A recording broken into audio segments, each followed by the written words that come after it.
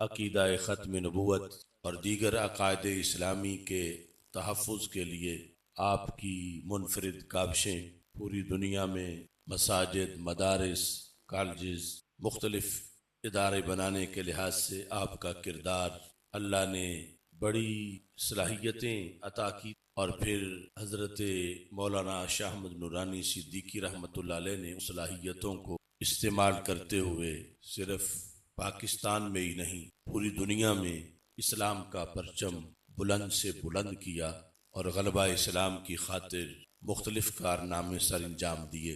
आपकी करामतें, आपकी फतूहात, आपके कारनामे तारीख का एक हिस्सा हैं। इस वक्त बंदा नाचीज महाज जिस पर आपने जिंदगी भर कोशिश की, उसकी अहमियत वाज़े करना चाहता है कि उस शोबे को आपने क्यों इख्तियार किया और इतनी तुंदो तेज हवाओं का, तूफानों का मुकाबला किया और अब भी उस शोबे में कितनी जिद्दोजहद की ज़रूरत है। दीन इस्लाम एक कामिल, जामे और आखिरी दीन है।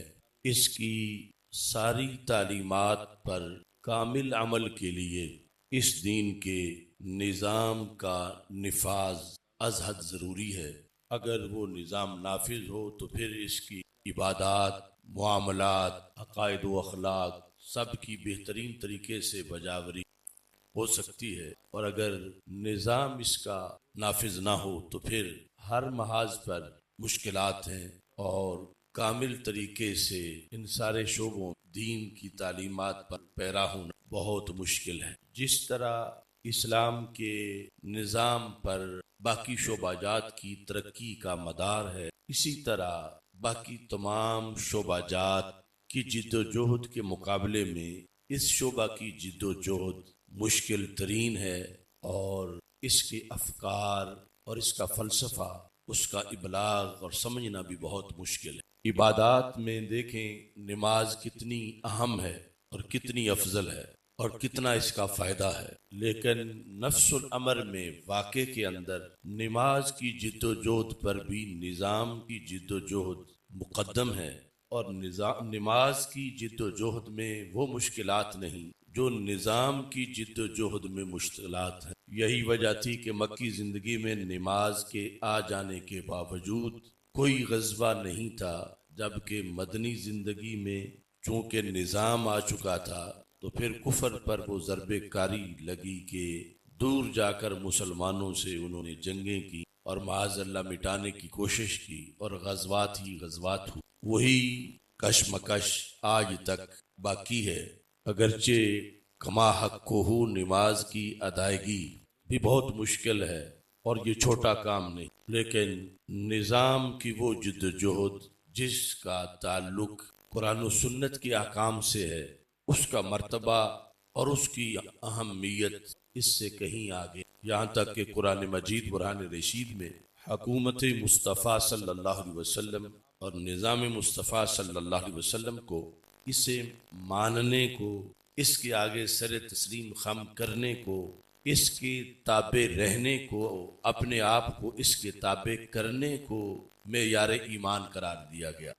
और इसके सिवा इबादात, नमाज, रोज़ा, हज, ज़कात, इसके बावजूद कि एक बंदा ये सब कुछ कर रहा है, लेकिन जब वो निज़ाम मुस्तफ़ा सल्लल्लाहु अलैहि वसल्लम से टकराया है या उसका उसने इनकार किया है तो अल्लाह ने उसके ईमान का इनकार कर दिया। मुसलमानों को निज़ाम से बरगश्ता करने के लिए और निज़ाम की जिद्दोजहद को दुनियादारी करार देने के लिए और निज़ाम की इस्लाह और निज़ाम की बका को शराफत से दूर करार देने के लिए अबू जाल के अहद से लग के आज तक साजिशें होती रहीं।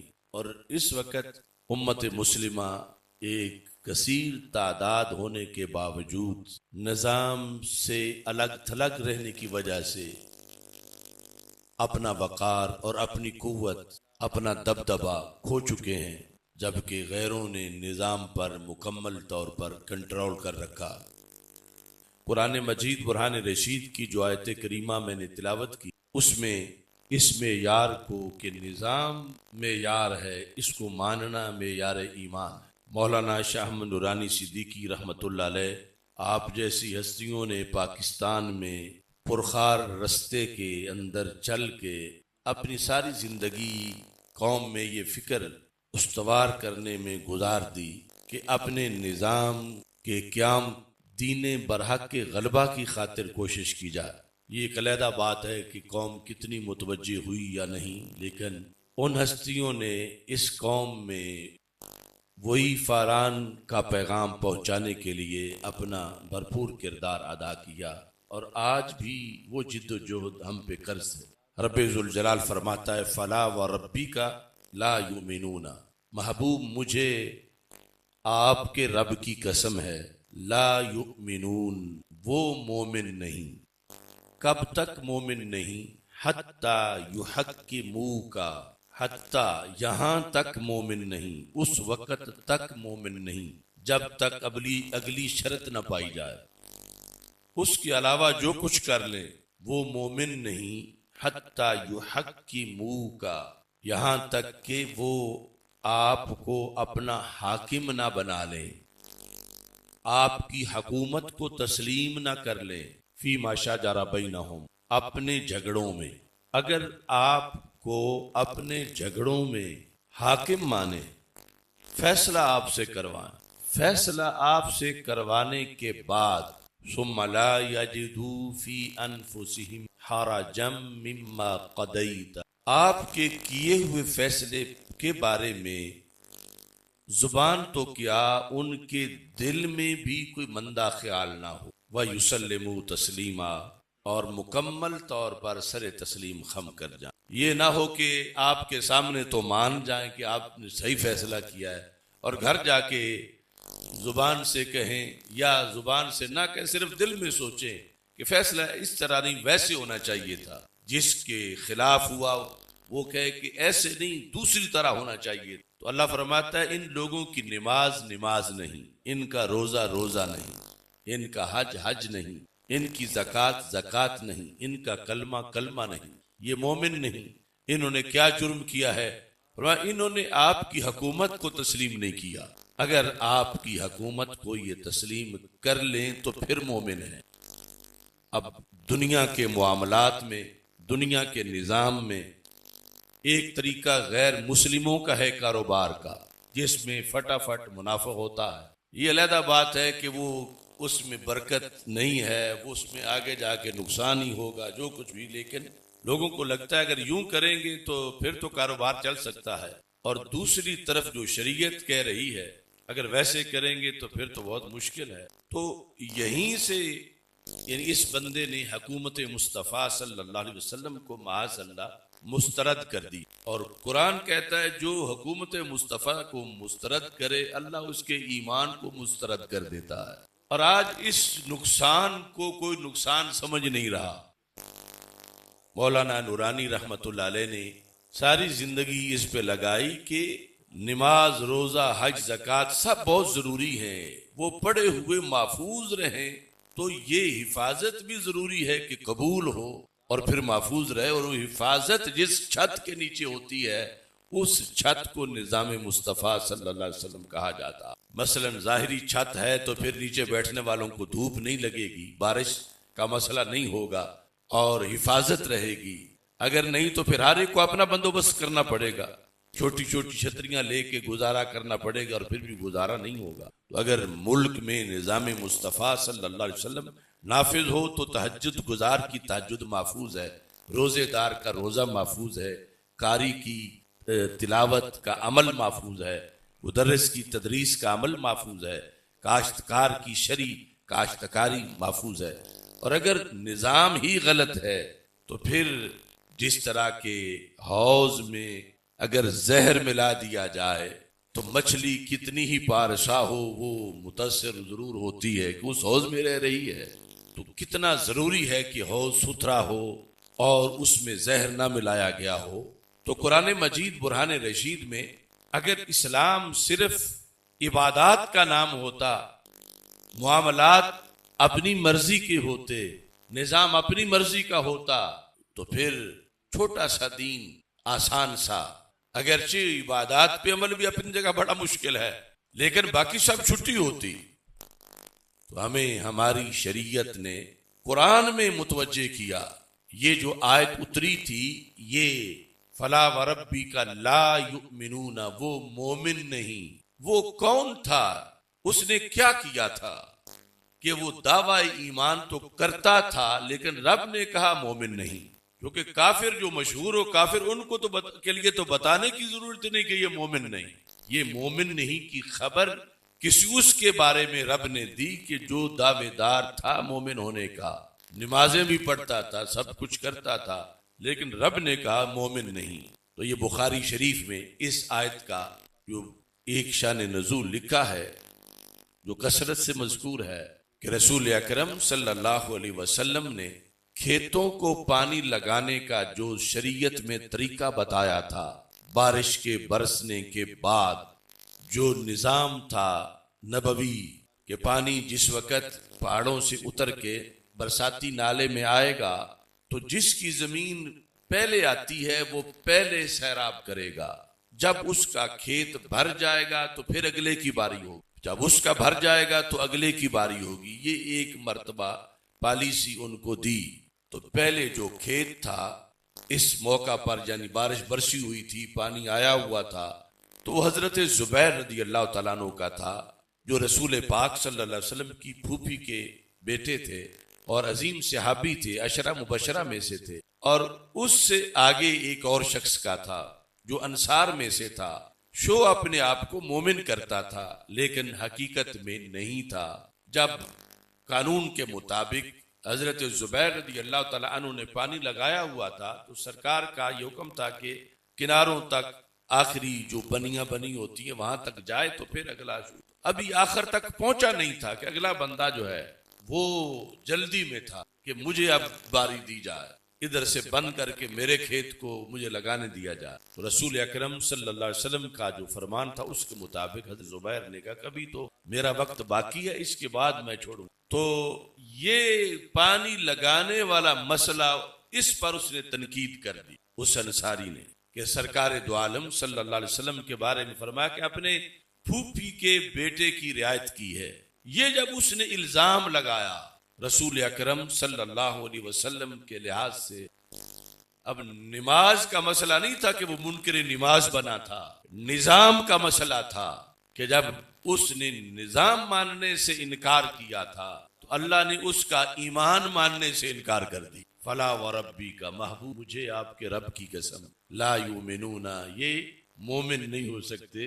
कब तक? हत्ता युहक्किमू का, उस वक्त तक कि जब तक कि आपकी हुकूमत को तस्लीम ना कर लें अपने जाती मामलात के अंदर, और फिर यूं तस्लीम करें कि जुबान पर लाना तो दरकिनार, अपने दिल में भी उसके खिलाफ ना सोचें।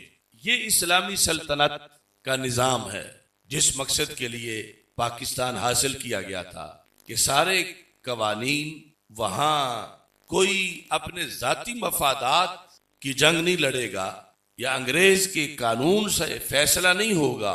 फैसला रसूल पाक सल्लल्लाहु अलैहि वसल्लम की शरीयत के मुताबिक होगा और नबी अकरम सल्लल्लाहु अलैहि वसल्लम की शरीयत नाफिज तब हो सकती है जब अपनी जमीन हो।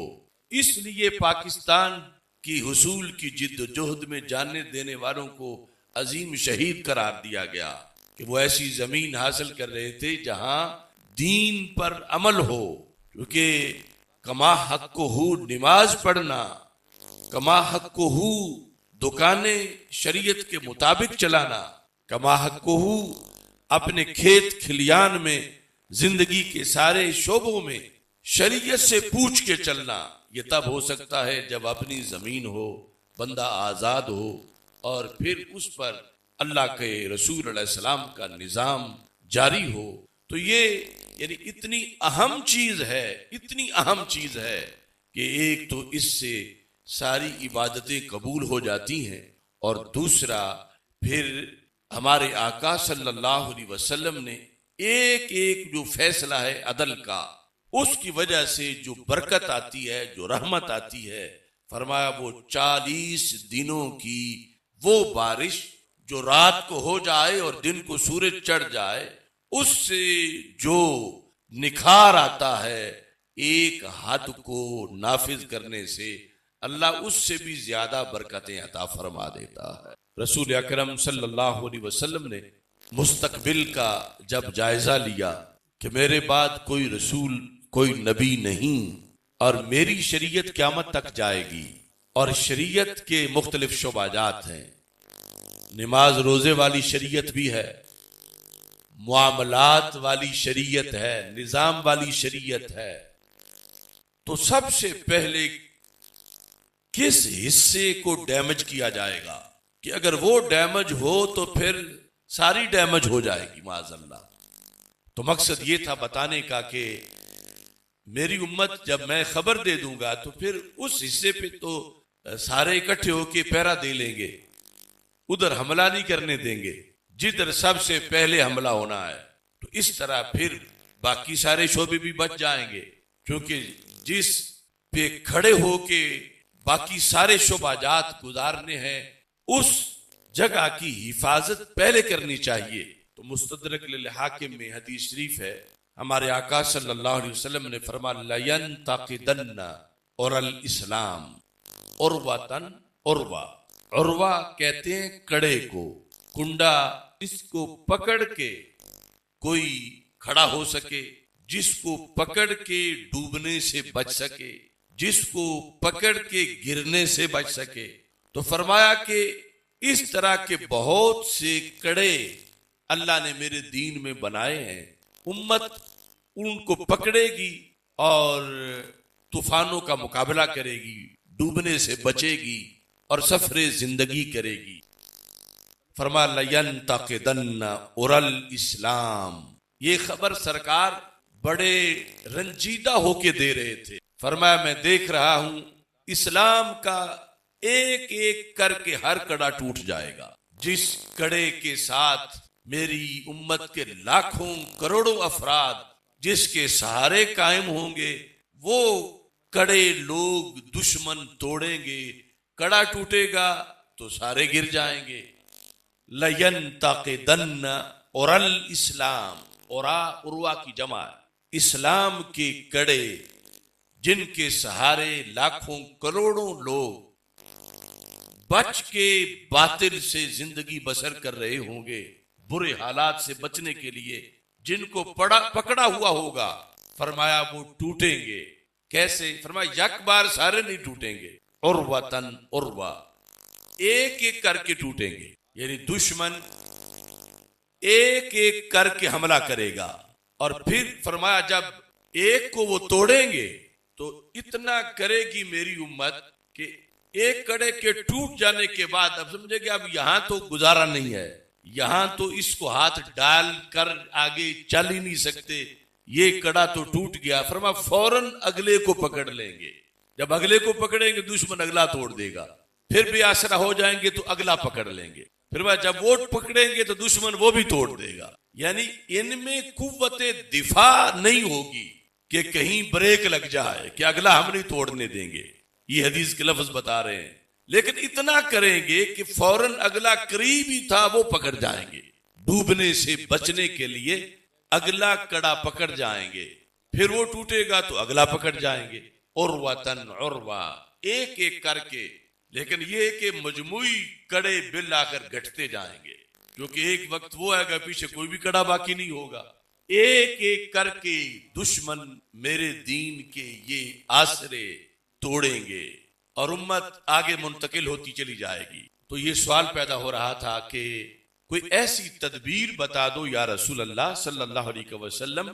ये बात हो रही थी मुस्तकबिल की, सहाबा के होते हुए तो कोई खतरा नहीं था इस तरह का कि जानी है उम्मत क़यामत तक और आगे मुस्तकबिल में तूफान है।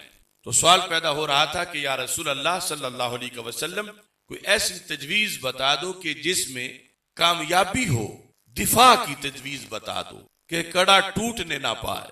और ये कि फिर वो कौन सा कड़ा है जहां सारे इकट्ठे हो जाएं और सबसे पहले इकट्ठे हो जाएं, और वो कौन सा है जो एक बच गया तो सारे बच जाएंगे। वो एक कड़ा अगर वो टूटा तो सारे टूट जाएंगे, फिर वो एक हमें पहले बचाना चाहिए जिस पर सबका मदार है। अगर इसका पता चल जाए तो चलो हर कड़े पर उम्मत पहरा ना भी दे सके, एक पर तो सारे पहरा दे लेंगे। तो ये बात बड़ी अहमियत इख्तियार कर गई कि आपका इल्म कती है, ऐसा जरूर होना है। हालात बड़े सख्त आने हैं, क्योंकि हर दीन वाले बातिल परस्त हैं और इस दीन को हर दीन पे गालिब करना है, और सारे दीनों वाले फिर दुश्मन हैं जो सब बातिल हैं सच्चे दीन के। तो उम्मत का गुजारा, इस पर हर किसी ने हमला करना है। तो एक कड़ा टूटे दूसरे की तरफ जाए, दूसरा टूटे तीसरे की तरफ जाए, इसकी बजाय उम्मत को पता चल जाए कि पहले किसका पर हमला होगा, दुश्मन क्या सोचेंगे, उनकी सोच क्या होगी, दुश्मन कहां पहले हमला करेंगे, ताकि उनके हमला करने से पहले उम्मत वहां डट जाए, उम्मत वहां इकट्ठी हो जाए। और वो हमला करने आए तो उम्मत उसका तो कम अज कम एक का तो दिफा कर लेगी। एक का हो गया तो उस पर मदार सबका है कि बाकी सब उसकी पीछे हैं। इसकी हिफाजत के बाद फिर किसी कड़े को कोई डर नहीं, सब महफूज रहेंगे। तो हमारे आका सल्लल्लाहु अलैहि वसल्लम ने ये खबर दी। देखो, आपने तो बताने में कोई कसर न छोड़ी। फरमाया अव्वलुहुन्ना नक़दन अल हुक्म व आखिरुहुन्ना अस्सलाह। फरमाया जिन कड़ों के साथ उम्मत मुंसलिक हो के बच सकती है वो बेशुमार हैं। नमाज का है, उसके जरिए बच सकते हैं, रोजे का है, हज का है, ज़कात का है, तबलीग का है, जिहाद का है, बहुत से। लेकिन फरमाया मैं आज बता रहा हूं, सबसे पहले दुश्मन का हमला रोजे पे नहीं होगा कि इनका रोजे की इबादत छीन ली जाए, इन्हें गुमराह करके रोजे से हटाया जाए कि रोजा कोई ना रखे। सबसे पहला हमला हज पे नहीं होगा कि इन्हें हज से बरगश्ता किया जाए कि हज कोई ना करे। सबसे पहला हमला ज़कात पे नहीं होगा, सबसे पहला हमला नमाज पे नहीं होगा। फरमाया सबसे पहला हमला मेरे निजाम हुकूमत पे होगा। अव्वलुहुन्ना नक़दन अल हुक्म। उम्मत से उम्मत का निजाम सबसे पहले छीना जाएगा। इन्हें कहा जाएगा ये तो तुम्हारे काम की चीज ही नहीं, तुम्हारी तो दूसरी चीजें फर्ज हैं, ये कोई फराइज में से फर्ज नहीं, ये तुम्हारे शायाने शान ही नहीं, या जो भी फराड करके उम्मत को बरगश्ता करे। सरकार ने फरमाया मैं तुम्हें पहले बता रहा हूं, इससे कभी पीछे ना हटना, ये कभी भी गैरों को ना देना, इस पर कोई कंप्रोमाइज ना करना। तुम्हारा निजाम बचेगा तो नमाज बचेगी, निजाम बचेगा तो दीन बचेगा, निजाम बचेगा तो रोजा और ज़कात और हज बचेगा। और फरमाया मैं तुम्हें नमाज का बता दूं, नमाज पर पहला हमला नहीं होगा, नमाज पर सबसे आखिर में हमला होगा। देखो, अगर सरकार की इस हदीस पर तवज्जो रहती, अमल रहता, तो फिर निजाम की बहस को फजूल न समझा जाता, निजाम के दाई की बात की तरफ तवज्जो की जाती। फिर निजाम कभी भी मुसलमान गैरों के सुपुर्द ना करते। कैसे सुपुर्द हुआ कि कभी वो निजाम हजरत फारूक आजम रज़ी अल्लाह तआला अन्हु के पास था, और अब वही निजाम उसी उम्मत में किसके पास है कि जिसका कोई हजरत फारूक आजम की विरासत से कोई ताल्लुक है, या उनके किरदार से, या उनके मंशूर से। वो निजाम जिसके सहारे सारे शोबाजात ने आबाद होना था, उस निजाम के लिहाज से उम्मत को बेखबर बनाया गया। और ये बात सच्ची है, अभी यानी नमाज के बारे में तकरीर कर लेने पर दाद मिल जाएगी,